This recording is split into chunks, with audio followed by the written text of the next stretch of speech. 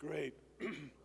Well, welcome. Please have a seat. I know that people are coming in from our fellowship hall as we speak, but we thought we'd start on time. For those of you who don't know me, my name is Brian Helverson, and I'm the pastor here at St. John's Lutheran Church. And it is my honor and privilege to introduce tonight our special guests, Joe and Joyce Ellwanger, who are members of Hephatha Lutheran Church, and Pastor Mary Martha is here with them. And so we give a warm welcome to all of our visitors here who have come out on this January wintry day to hear some absolutely fantastic and some wonderful and some difficult things.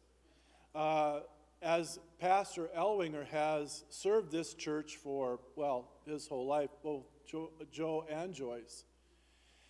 And as I've mentioned in our congregation, Joe has been and was a part of the civil rights movement back in the day, but he's still a part of that movement today, as Joyce is today. So I just want to, first of all, introduce you to Joe's book, Strength for the Struggle, and we have a box of books up here for your edification. So, Joe, I would like to welcome you to the stand and tell your story, and we'll be asking questions, of course, so please, Pastor Ellwanger.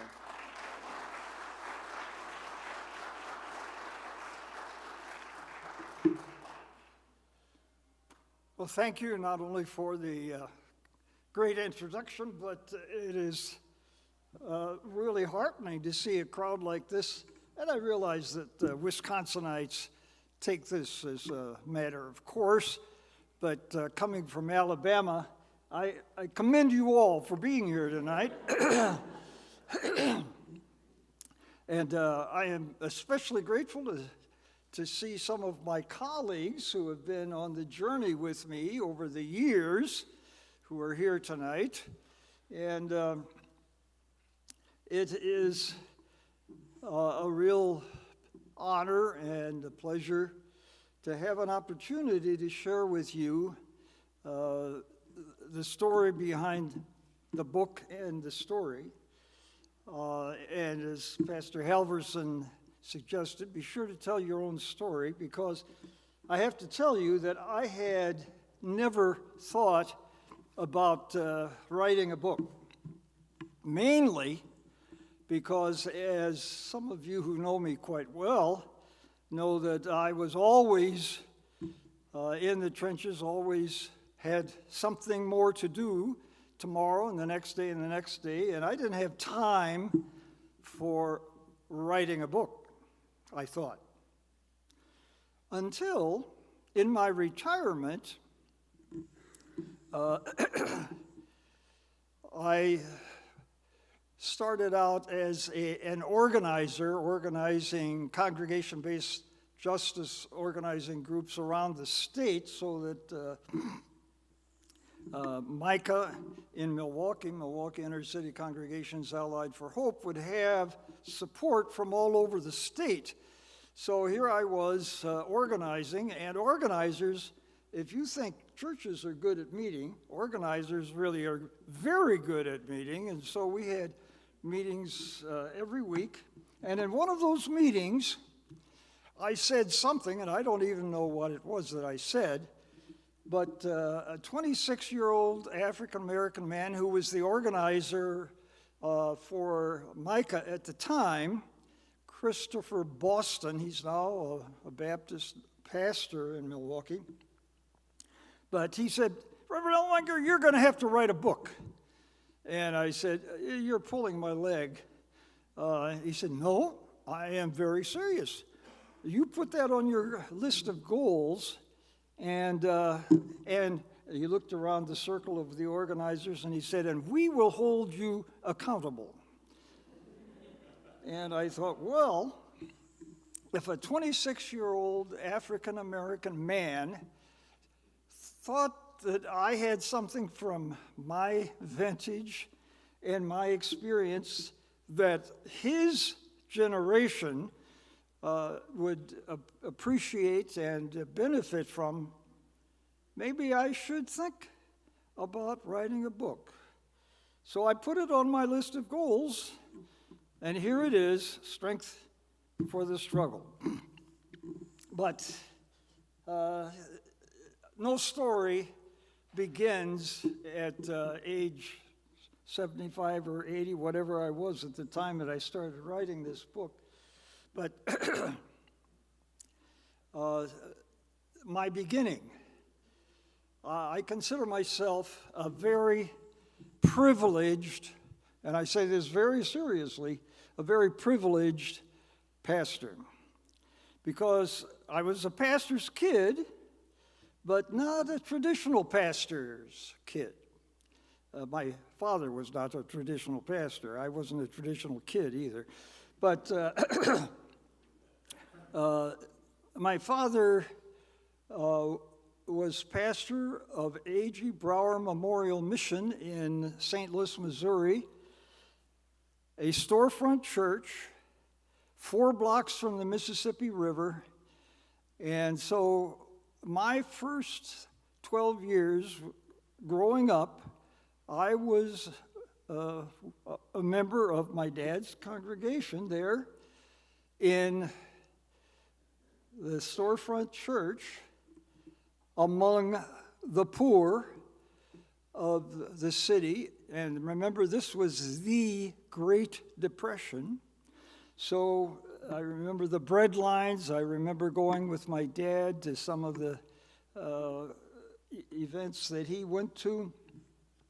And it was a great experience getting to understand, even as a kid, what poverty looks like.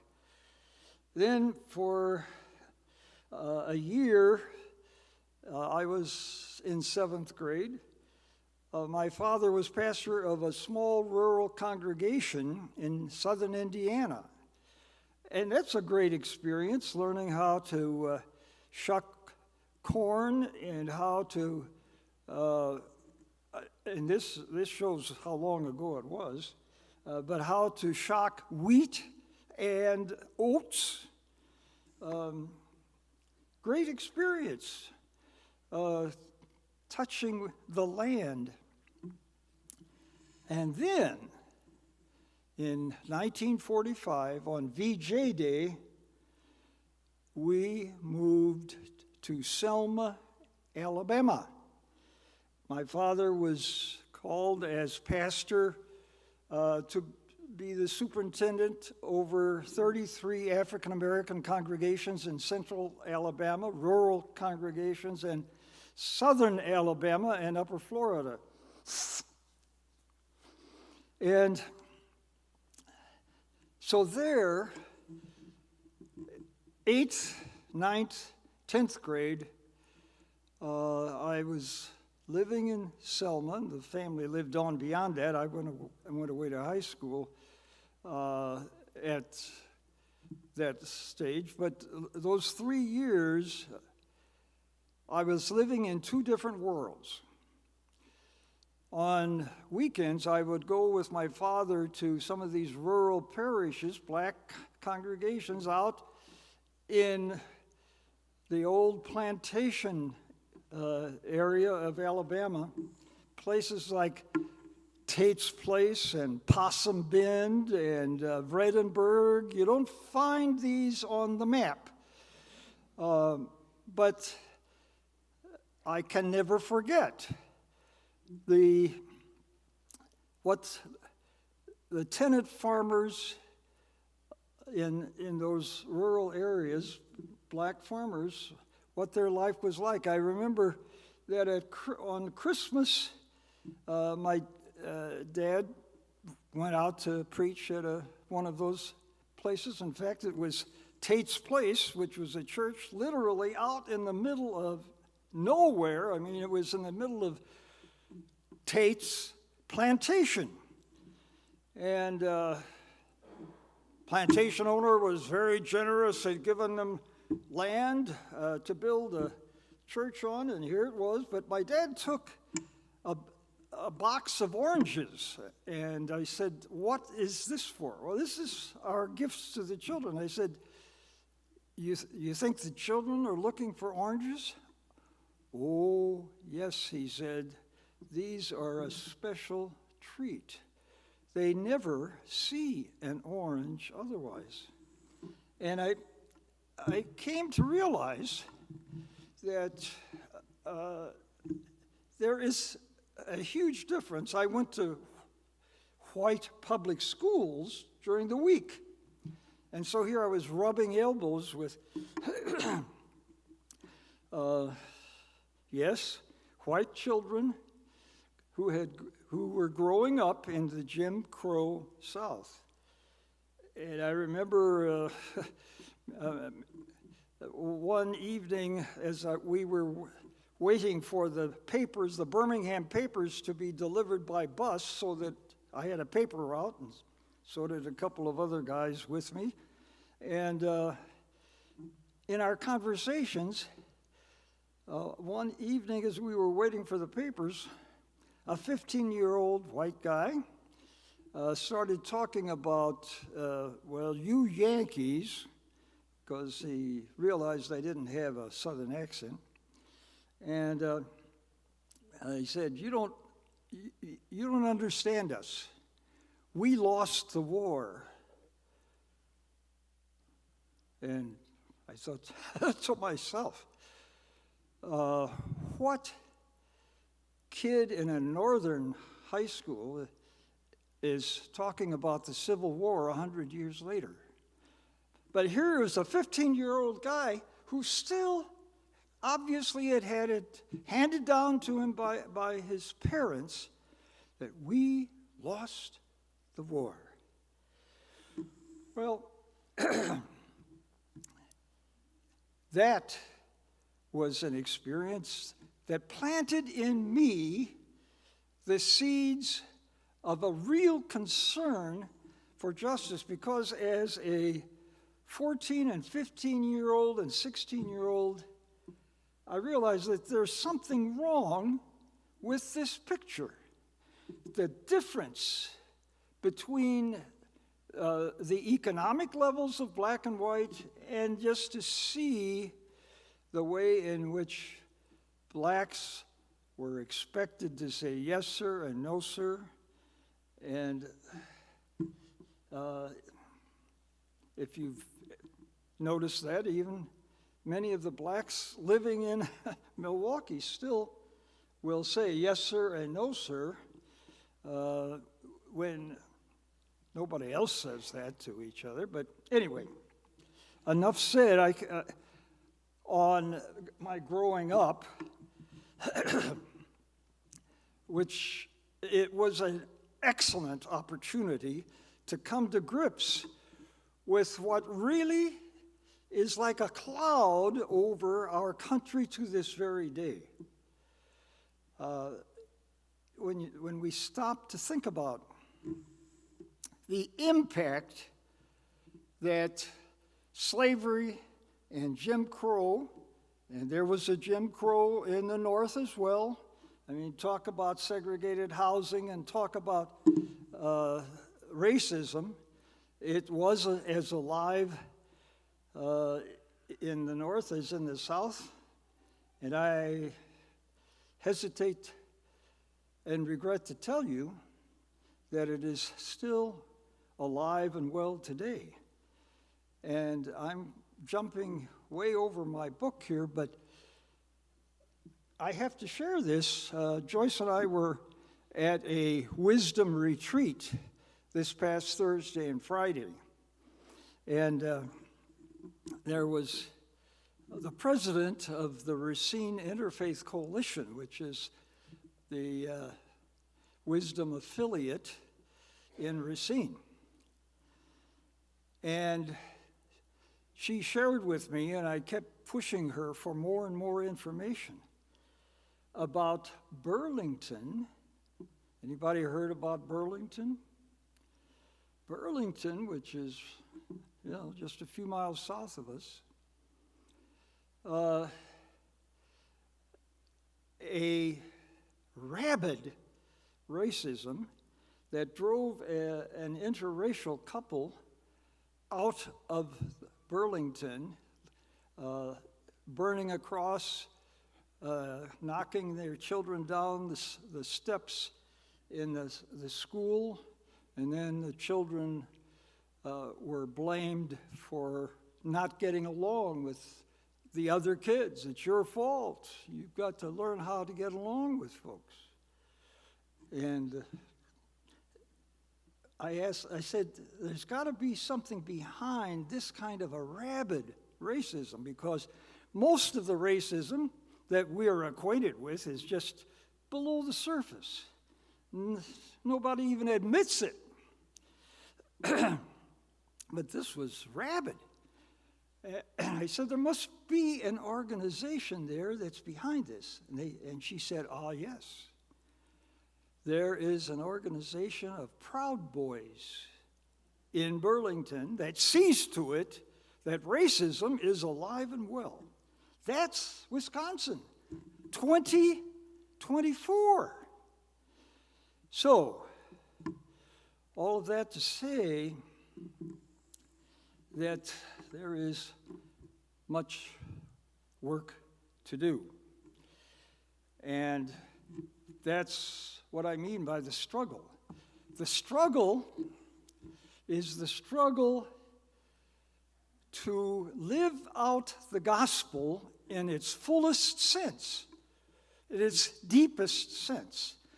And if you look at the gospel, the good news, and today's gospel lesson had that word, evangelium, gospel, good news, twice in it. Jesus said, I came to bring good news.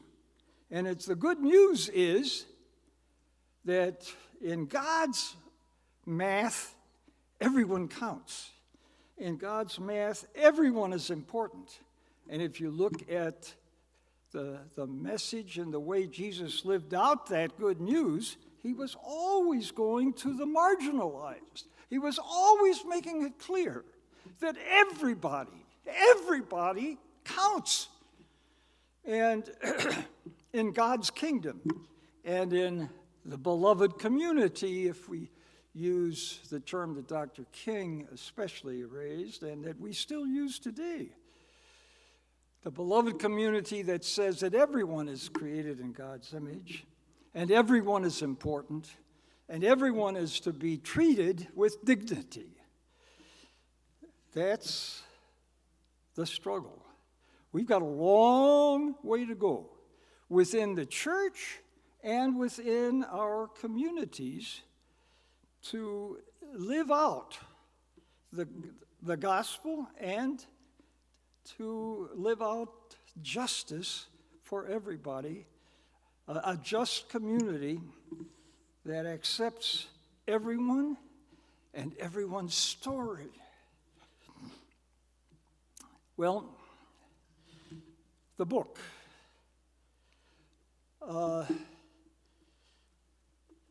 This is not a chronological account of my life or of our experiences in the two congregations, and there are three congregations really included in this book. The first congregation, of course, is St. Paul Lutheran Church in Birmingham, Alabama, an African-American congregation where I was called, and that's how I began my ministry. A great privilege indeed. Living in the black community and pastoring a black congregation from 1958 to 1967. I've often said I was grateful that my first call was not to Bismarck, North Dakota, and I wasn't thinking of the climate so much as that would have been a very traditional church. But to be called to an African-American congregation in Birmingham, Alabama, and first of all, that in itself was a privilege, where I could and did learn much. But secondly, it was between 1958 and 1967. Perfect time for learning and growing. And Birmingham and Alabama and Selma, Alabama, were the two epicenters of the civil rights movement, where the work and the walk and the courageous efforts of the people, led by clergy, made a difference. The demonstrations in Birmingham in 1963 led to the Civil Rights Act of 1964, which didn't change a whole lot in the South. It was a civil rights law that ruled out all discrimination, job discrimination, housing discrimination, based on racial and on gender differences. But it didn't make any change in the South because we had all white sheriffs, all white judges, all white DAs. They didn't bother to change.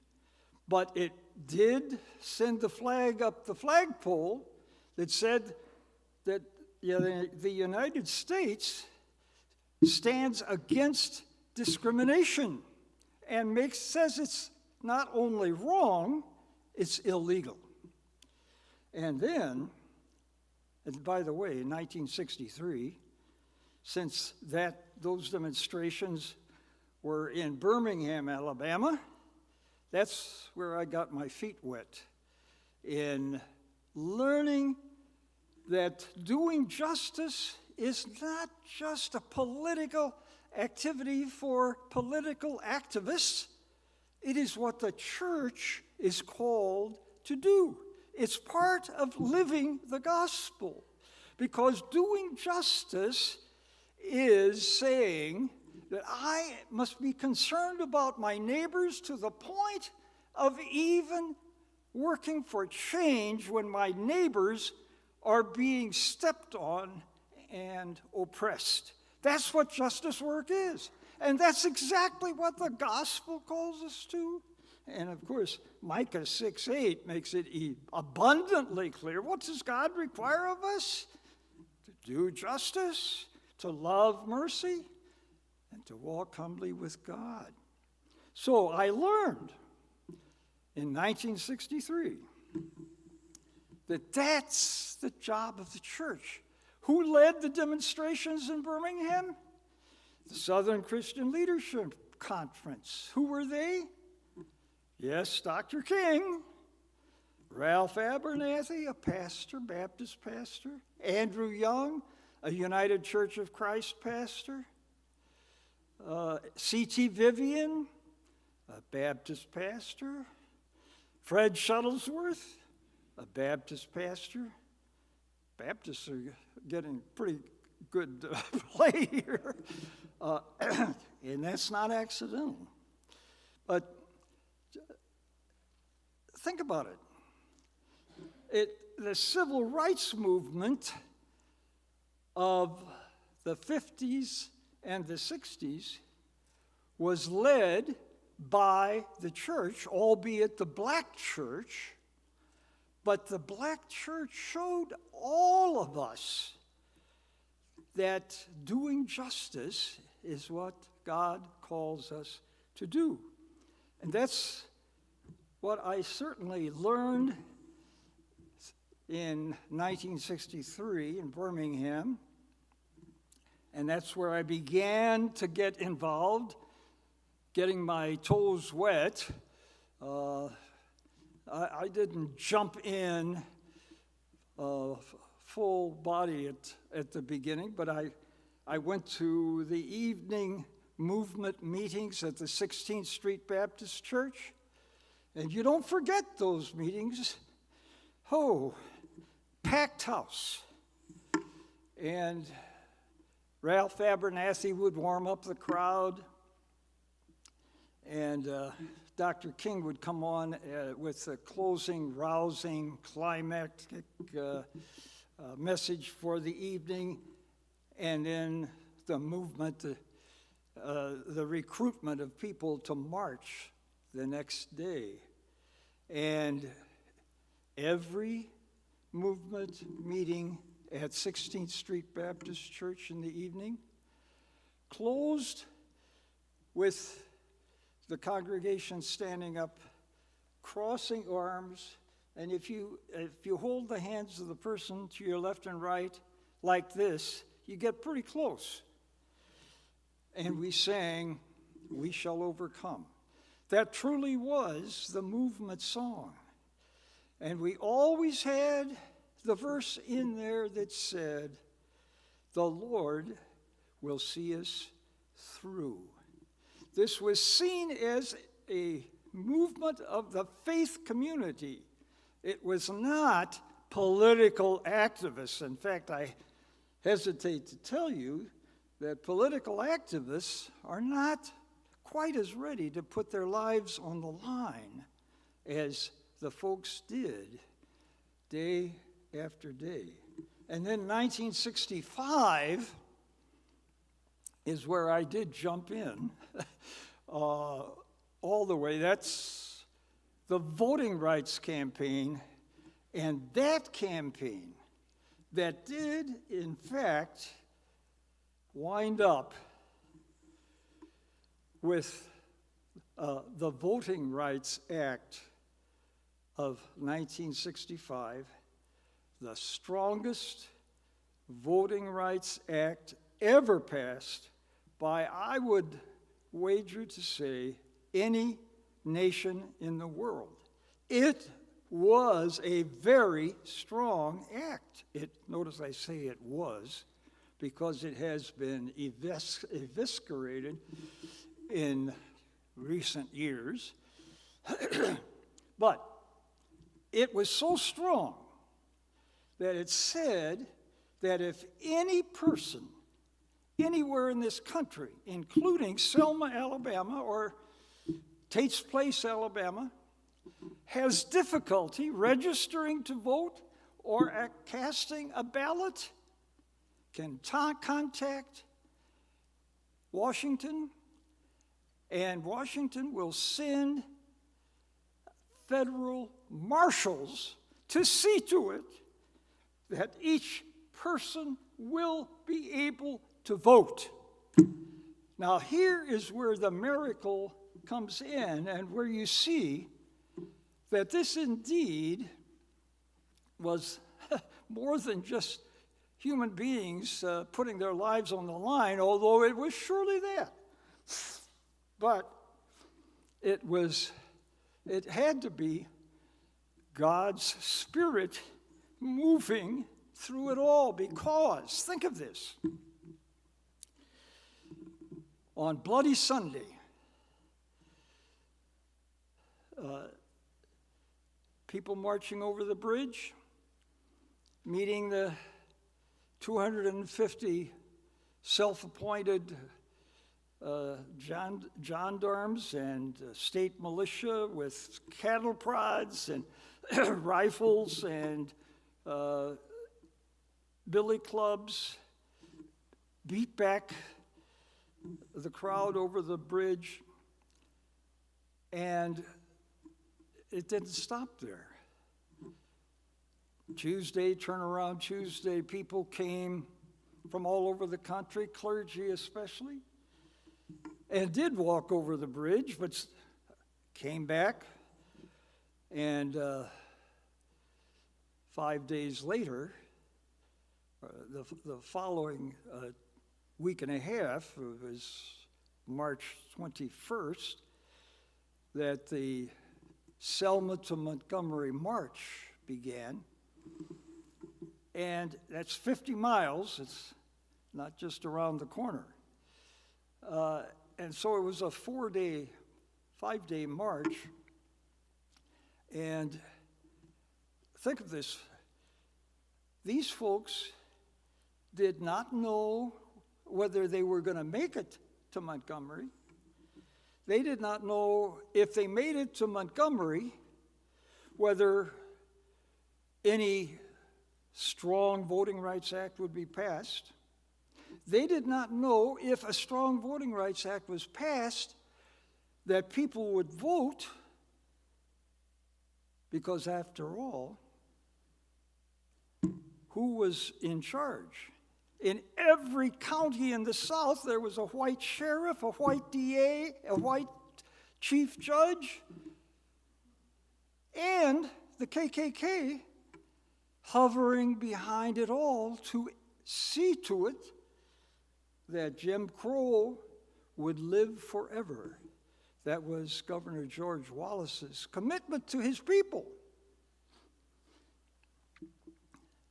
The miracle is that we made it to Montgomery, that a strong Voting Rights Act was passed, and that people voted. And within 2 and 3 years, the Jim Crow structure from one county to the next collapsed, as even white folks running for an office realized that we have to get some of the black votes or we won't win. And so, I tell this story quite often. When people doubt the power of the vote, look at history. And it was John Lewis, one of the two men who led the march over the Edmund Pettus Bridge on Bloody Sunday, and who later became a congressman, and the conscience of Congress, they said. He once said that the vote is the most powerful, nonviolent tool that we have to change in our communities. Well, my book. There is a chapter 8,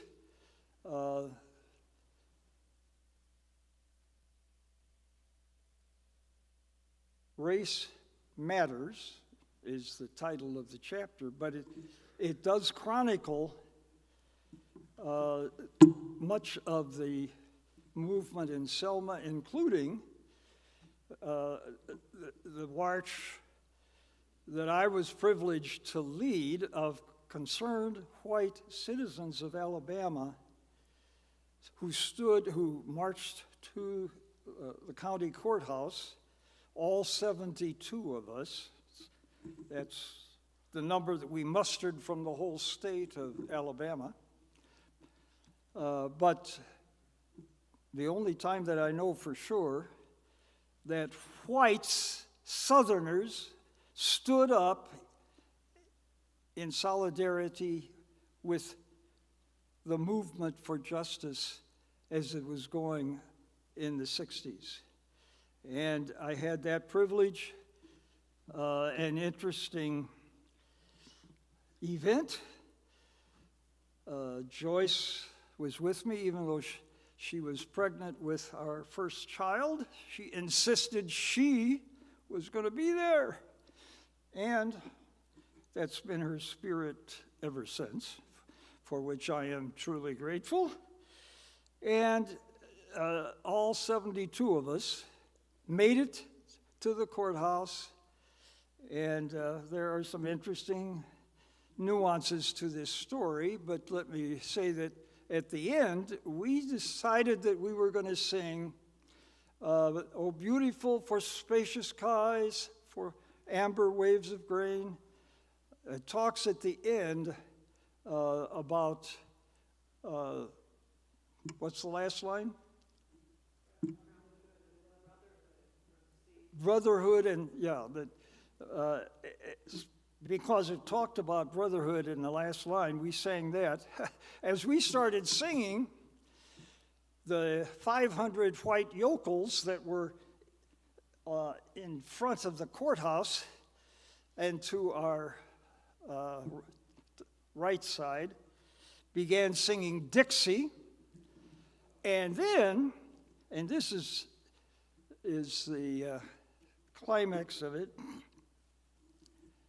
the 500 black people who had come out to support us, and I think partially to see whether we would show up, began singing "We Shall Overcome." Now, if you want an interesting concert, try those three songs and do them all together. But that was a microcosm of the South. That little bit there, it was exactly what was happening throughout the South. Whites saying, "We are Dixie and we will remain the way we have been forever." It was blacks saying, "Oh no, we're making a change and we shall overcome." And it was a handful of whites who said, "And we're with you." At any rate, that story is in chapter 8, along with the importance of anti-racism work today. And I think most of you know about Pastor Marilyn Miller. I'm very happy, thankful, I'm proud that she is a product of Cross Lutheran. But she and Joyce Caldwell have been leading anti-racism training for several years. And Pastor Miller, Marilyn Miller, does not give up on that, as hard and difficult as it is. But that's one chapter. And there's a chapter on suburban-urban partnerships. And I put a lot of importance on that because by virtue of the very nature of suburbs and the urban scene, there is a gulf between white and black there that is very obvious. And precisely, I would hold, I'd say 50% of the folks who are very resistant to change and to equality and to working on Black Lives Matter and so on, 50% of the white folks who take that resistant position take it because they don't know what the experience of blacks truly is. It's a separation, and as the Haitian proverb goes, we see from where we stand. And if you're standing in a totally white sea of experience, you're just not going to understand the black experience. And when you understand that 90 to 95% of the blacks in Milwaukee and Madison and all over the North came from origins like Tate's Place in Alabama. And they have the experience that is in their, almost in their genes, that gets passed down. You don't forget that kind of a trauma. So, that's one chapter, two chapters. There's a chapter on gay and lesbian ministry a blessing, not a burden. We discovered that at Cross Church.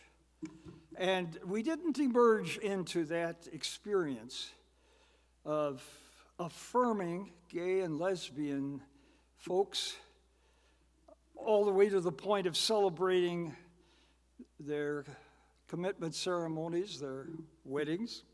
We didn't emerge into that overnight. That was a struggle. That was part of the struggle, and that's recorded in that chapter. And let me just say that there are discussion questions for every chapter. The book is written with the idea that groups of people in congregations would possibly use it to think about what it means, what the struggle truly is, and how to live into that struggle. And just one experience, and my timekeeper has pointed to her watch, so I'm going to wind up here. Ascension Lutheran on the south side of Milwaukee, not Ascension out in here in Waukesha. Ascension decided that they had a group that wanted to study the book, and they picked 4 or 5 chapters and this had 4 or 5 sessions laid out. And one Saturday, John Jacobs, who was the pastor at the time, he's now retired and active in the struggle, but he came to my door and said, "Do you have some more books? We've decided that we're going to tackle the book, not just those 4 or 5 chapters." So it does work. It was the group that had decided that we need to really sink our teeth into all of these areas of ministry, and so I can commend it on the basis of that experience as a book that does have enough true stories from 3 congregations. I started to say that, and so I forgot. I realized that when you talk the way I've been talking this evening, you can lose track of where you were going. But the second congregation, obviously, was Cross Lutheran in Milwaukee. Was there for 34 plus years. And in my retirement, had been at Hephatha, and I can't believe it, but what is it, 22 years now. And because I was writing this book in my retirement, when I was at Hephatha Church, there are some stories in here from Hephatha Church, because Hephatha Church is indeed so similar to and engaged with the same community that I was engaged with for 34 years at Cross, that we had absolutely no difficulty in moving to Hephatha Church, which now is engaged in many ways of reaching the community. And by the way, that is the secret to any congregation's life and future, namely looking for ways to reach out to the community, to meet whatever needs are there, and to show that we are concerned about everybody, not just us. And that's exactly what Hephatha does in its Coalition on Lead Emergency that you were to hear about this evening, and it didn't turn out. It's too bad, because it's a strong and important ministry. And then there's the outreach to the local public school and the outreach to mothers with babies in a city where black infant mortality is much higher than white infant mortality, and so working and reaching out to mothers there is an important and strong baby sanctuary is an outreach ministry. I could go on, but you get the picture. Hephatha Church is a part of the story of our experience, and therefore it's in the book. And I think I probably should stop at this point. And do we still? my timekeeper says absolutely, and here I am. I don't know, I could listen to this for another couple of hours, really. All right.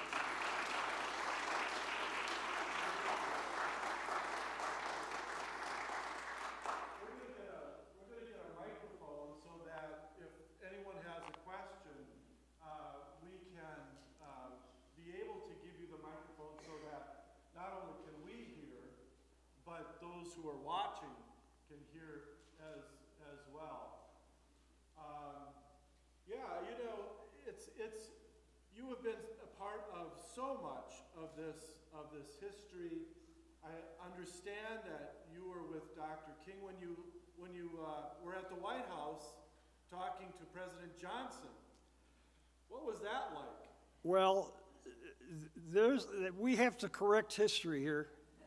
I was in the White House, and Dr. King was in the White House, but we were not there together. I was there with a delegation that was sponsored by the National Christian Churches of the United States. There were 15 pastors. I represented all the Lutherans. I'm sure that Missouri Synod and Wisconsin Synod Lutherans were very pleased that I was there. Sure. But I was there, and the other meeting that is very interesting and that Dr. King appointed me to, along with 13 other pastors, was the meeting after the Selma to Montgomery March. There was the meeting with Governor Wallace the next day, and Governor Wallace refused to meet with Dr. King. So Dr. King, in all of his humility, said, all right, if you're not going to meet with me, then you meet with my co-workers and colleagues. And by some luck of the draw, I was included in the 14 who met with Governor Wallace, which was maybe even more interesting than the meeting with Lyndon Johnson. But I was in on both meetings. Sorry to No, that's okay. correct history there. No, that's corrections are necessary. So, does anyone have a question for Pastor Ellwanger?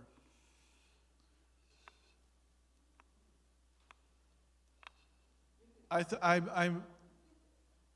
Yeah. Well, I see Frank. I saw your hand.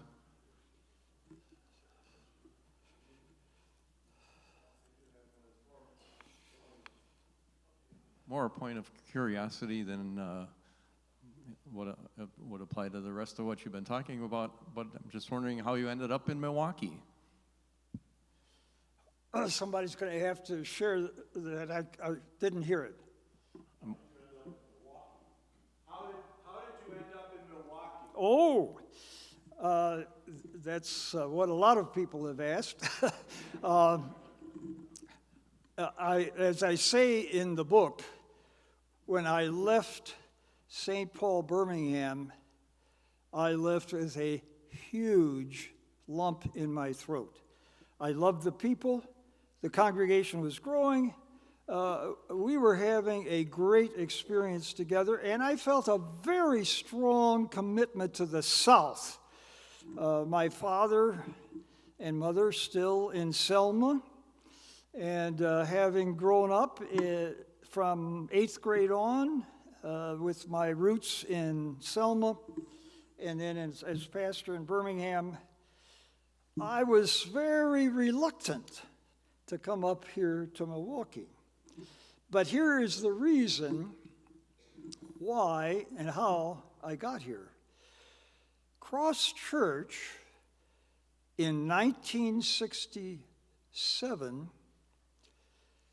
was at the point where they had been almost surrounded by the black movement, housing finally opening up beyond 4th and Walnut.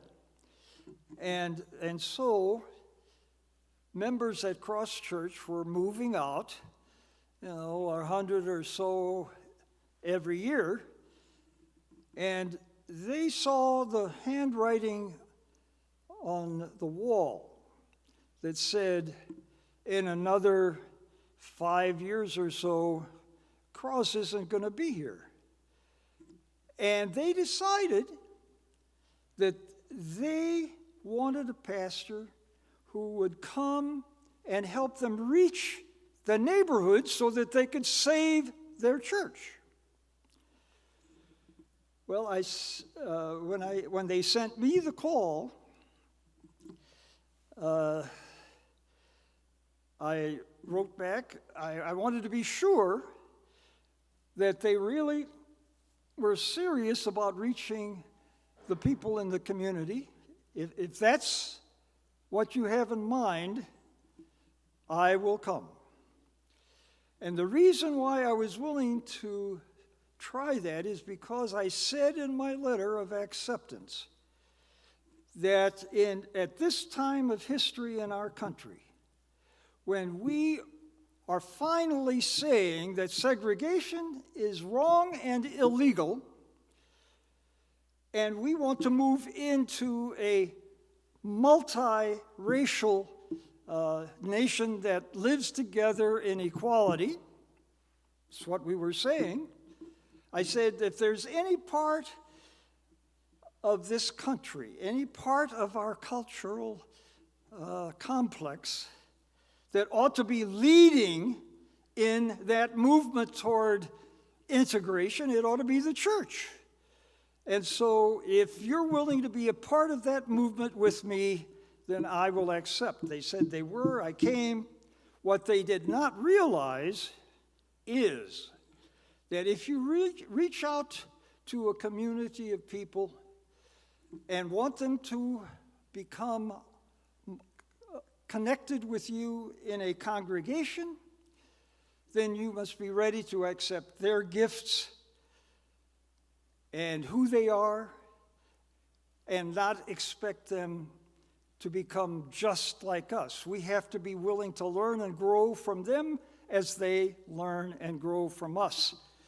And so there were a lot of old-timers and old guard, which is a term that's often used, that found that rather difficult. And so they continued to move out, and they had already moved out of the community, but they asked for transfers to other churches.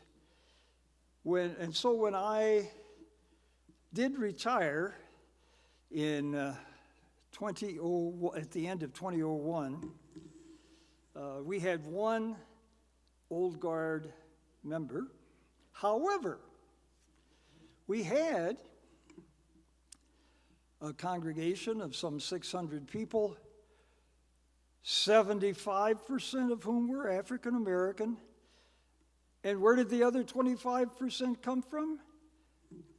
They were whites who said, we want to be a part of this congregation that is trying to lead the way in making a change in this city and in this country. And so we want to put our roots down here. And the result was a congregation that was open to change, open to growing. That's how we became a sanctuary congregation, which was a dangerous situation and experience. That's how we began ministering to, walking with LGBTQIA. That's how we began ministering to folks in prison.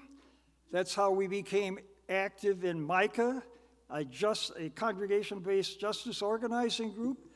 But you see, when a congregation is open to the struggle and open to being a part of the change that we all want for our congregations and for our nation, then it's amazing that there are people who are ready and eager to come and are looking for exactly that kind of an open stance on the part of the church. So that's why I came to Milwaukee. All right. And as you see, I do not know anything about short answers. I'm sorry about that. That's okay. Pastor Joe, you said there's a chapter in your book on the suburban-urban partnerships, right? Did I understand that correctly? Suburban-urban partnerships. Okay. Right. So do you have any words for us? We have a partnership. My own sense is that over time, there have been times when those are strong, and then there have been times when I would guess they're just not so strong, or that's been our experience.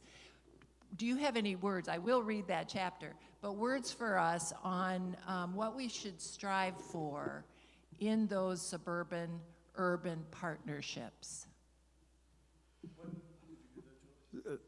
Summarize. In these partnerships between urban and suburban, what should we strive for in these partnerships? Because they take, sometimes it can be like that. So what can we do? All right, maybe I should have Pastor Mary Martha come up and answer that question. I'll give you my answer to it because Cross Church did begin to have partnerships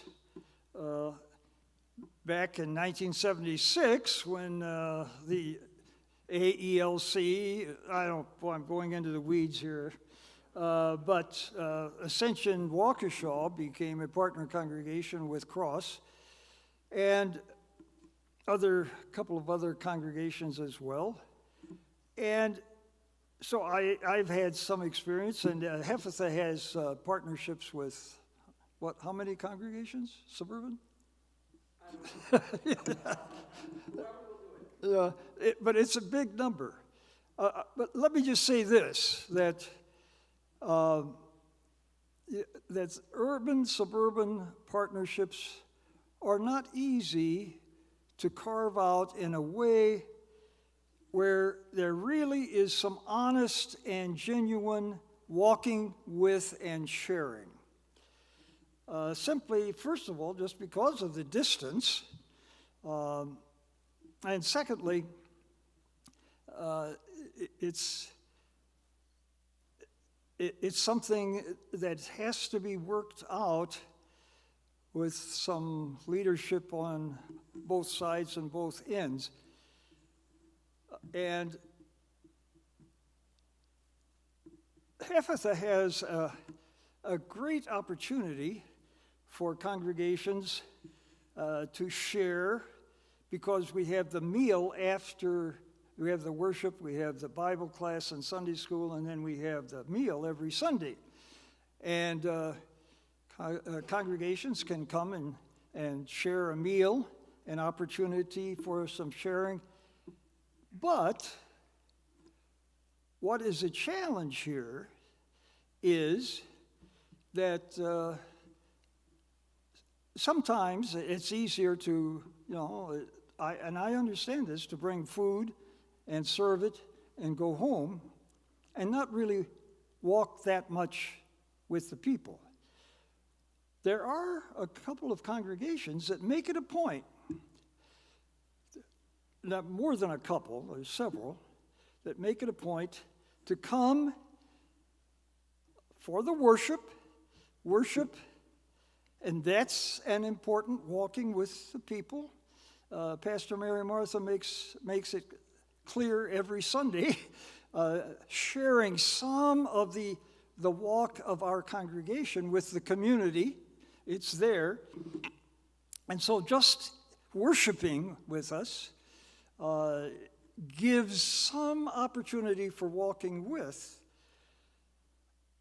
And then there are 2 or 3 congregations where some of the people actually come to the Bible class, adult Bible class, where there is quite a mixture of homeless persons, persons with who are in prison, literally.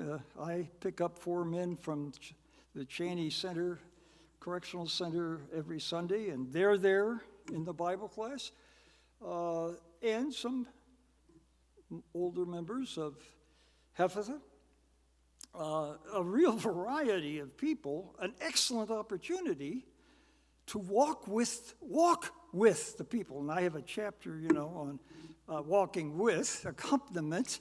I think that's the 2nd chapter, or 3rd. At any rate, you see that there's no one way to do the partnership, and it does call for some creative commitment to genuine partnership and accompaniment ministry. And so there's, precisely because you're going to have pastoral and lay leadership that change from time to time, I can understand that the partnerships might go up and down a little bit. Would you like to add anything to that? All right. Yes. I've got, I think you know this person, Chuck Clawitter.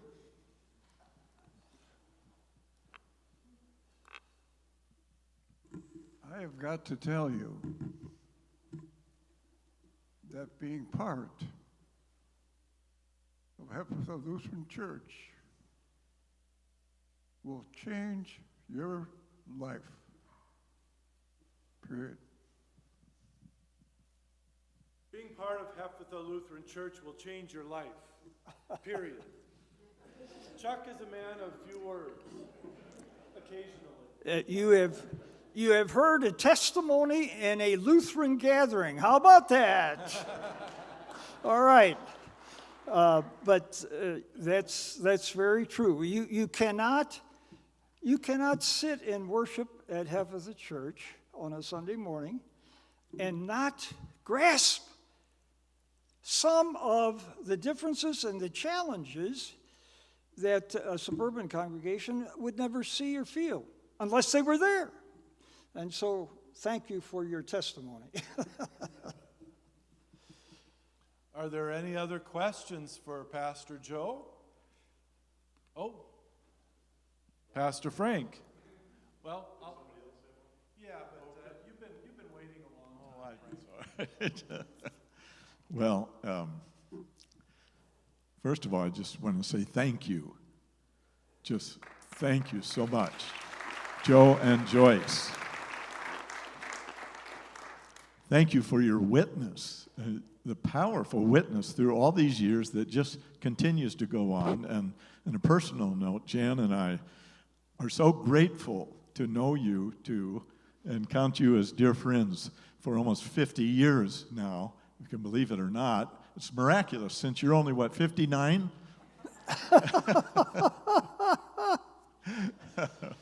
Actually, your eloquence and passion to this witness is so great. I think you're just the right age that I could nominate you for president.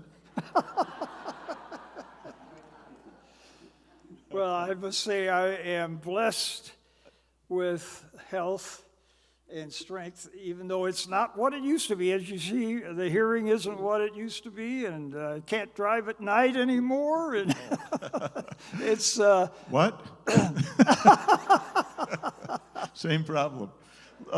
Joe, I could go on for so long, but the partnership that we shared at Ascension for 40 years plus with Cross was marked by some wonderful things that happened, retreats that were jointly held. I think one of the keys was spending time together with suburban people and city people, white people, black people, and significant time together. We had quite a small group ministry at Ascension. One of the small groups we made sure was people from Ascension and people from Cross that would meet, maybe once a week or once a month, I forget what it was. But that was transformative, I know, for the people in Waukesha. And thank you so much for the combination of challenge that comes through you out of the gospel, as well as the grace that accepts us where we are and that we're all stumbling and finding our way together in this. So we just so appreciate it. There's one story I thought, I think, I don't know if you told me this or if it's in the book, but you had a youth group in Birmingham, and you were trying to make connections with a white church youth group. You know what I'm talking about? I got that right? Could you tell us what that was like? Oh, yes. I'm surprised that I didn't tell that story because it has been so formative for me. By the way, the question is, what was that story about the sharing between the white and the black youth in Birmingham back in 1961? Now, this, you see, 1961 is before the demonstrations in Birmingham in 63 and before the voting rights campaign in Selma in 65 and before Jim Crow really began to collapse in 67, 68.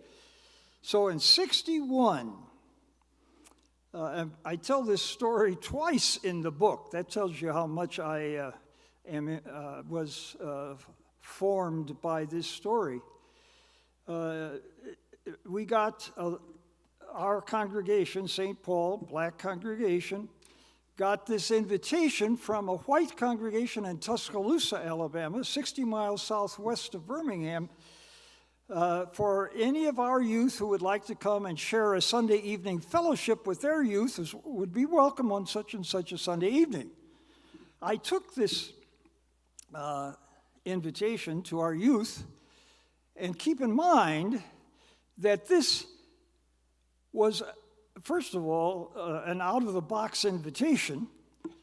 What white congregation in Tuscaloosa or Birmingham would invite our black youth to a youth meeting with the KKK hovering over us all? So it was an out-of-the-box invitation, and it would be an out-of-the-box acceptance by any of our youth because they understood that this was, first of all, a total surprise. Are they for real? Do they really want us to come and share with us? They could hardly believe it. But there were two girls who said, yes, we would like to go. Betty Wells and Carolyn Freeman. I cannot forget their names. So they got their parents' permission. Believe me, they had to get their parents' permission because this was dangerous terrain. We went. We had a really very positive evening of sharing, praying together, spaghetti dinner. I mean, it was really a great experience. And on the way back, Betty Wells and Carolyn Freeman were just bubbling. And of course, these were two leaders of our Luther League there. And so they were very thoughtful. And they even said, as we were traveling the 60 miles. You know, this is what the church really should be about. We should be, and I don't know that they used this terminology, but it was, in effect, this is what they said. We should be crossing the chasms and pulling together white and black. And so they were just overjoyed with the experience.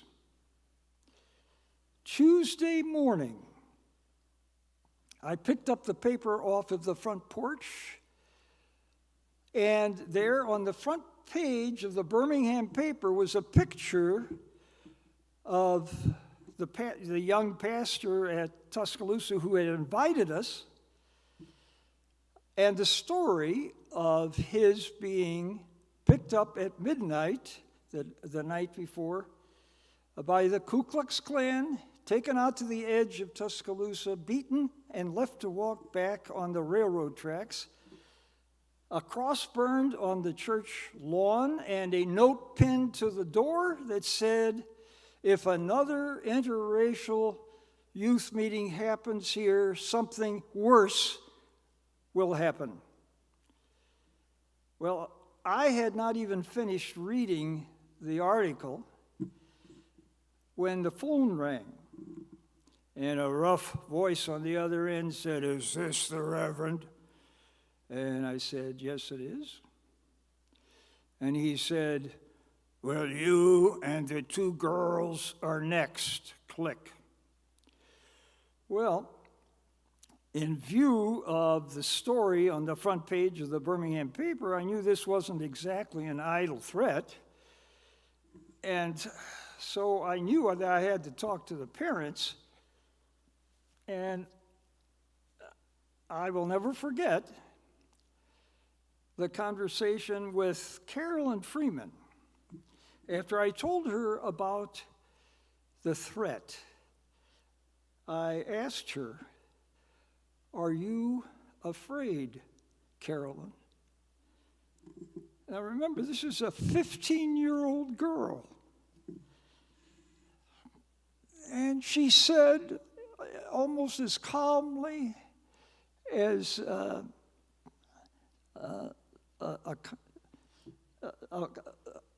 an ordinary conversation, she said, "No, I'm not so much afraid as I am ashamed." And I said, "Carolyn, what do you mean you're ashamed?" And she said, "I'm ashamed that others have done so much and suffered so much for the freedom of my people and all people. And I have done so little." And that testimony is, as you can tell, is still alive with me today. Here she was, a 15-year-old girl threatened by the Ku Klux Klan, who says that I need to do more for the freedom of my people.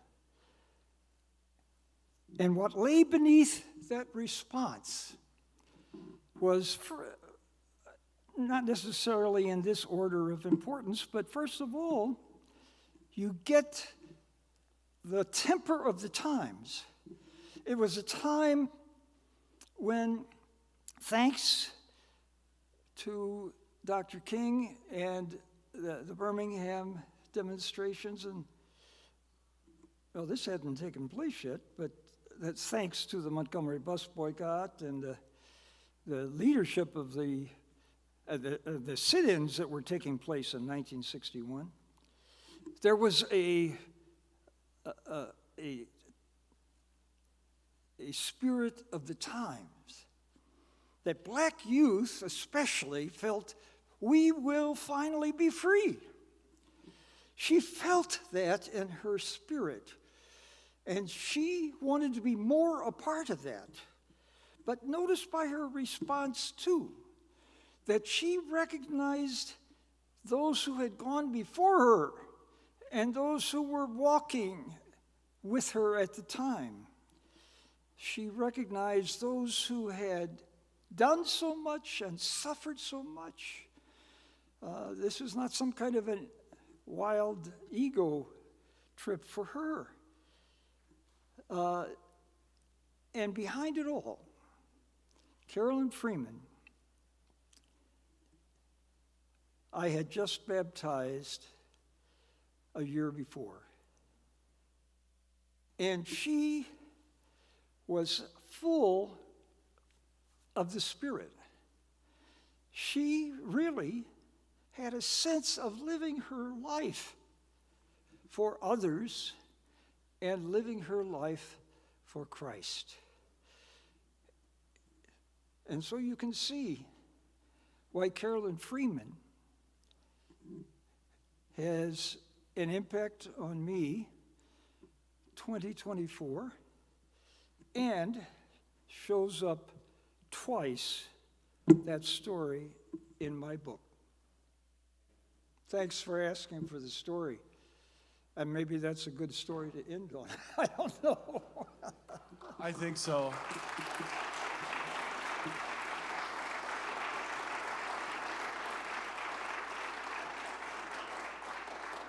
Joe, it's been an honor and an inspiration to us all. Yours and Joyce's life work, being told in such a powerful way, encourages us to continue with the struggle in any way we can, wherever we are. So I want to thank both of you and Pastor Mary Martha for her leadership at Hephatha Lutheran Church. And I want to thank all of you for coming out again on this winter's evening. What else is there to do, though, on a Sunday night, right? Except watch football. How boring. It's much more interesting here. So, and there's a box of books. Now, can anyone just take a book, or how is this going to work, Frank? How much is it going to cost? Yeah. There's a book that you can purchase for a low cost of $20. $20. Going once, going twice. There it is. So please, drive safely back home, and hopefully we'll see you again soon.